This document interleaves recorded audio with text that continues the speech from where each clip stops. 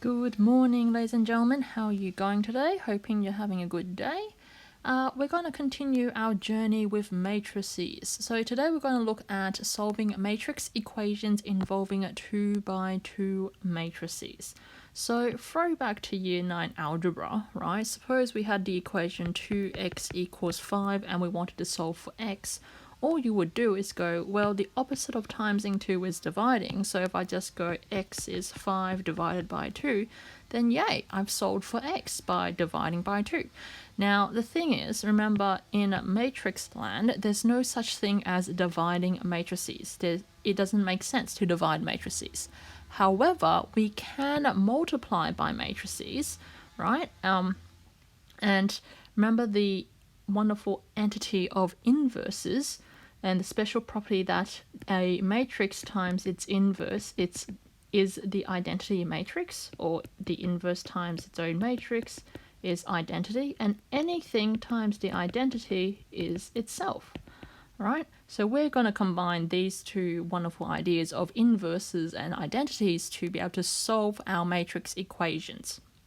So back up in the introduction, if we have the matrix equation ax equals b and we want to solve for x, the unknown matrix, we can't just go, oh yeah, x is b divided by a. We can't do that. There is no such thing as matrix division.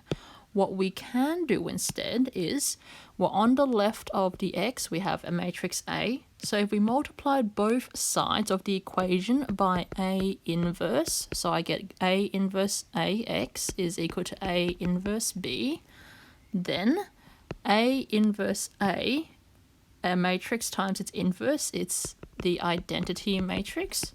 So IX equals A inverse B, and the identity matrix times any matrix is the matrix itself, so x equals A inverse B. So we've solved for x by going, well, if AX equals B, then x is equal to A inverse times B, because we can multiply matrices, but we cannot divide matrices. So this is using the wonderful property of inverses and identities. Now, because matrix multiplication order matters, namely that A times B matrix may not equal to B times A matrix, then if we had the order of our A matrix switched around, so rather than having AX equals B, we have XA equals B, you have to multiply the A inverse in a slightly different order. So if our A was on the right-hand side of X, what we would do is multiply both sides of the equation by A inverse from the right-hand side.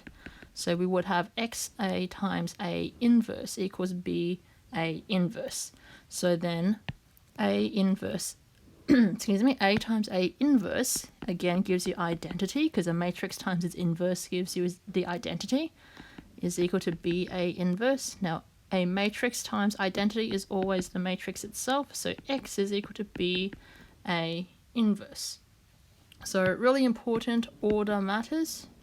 So depending whether your A is on the left of x, you multiply the A inverse on the left side of both sides of the equation, or depending if your A is on the right hand side of your x, then you have to multiply both sides of the equation by A inverse on the right hand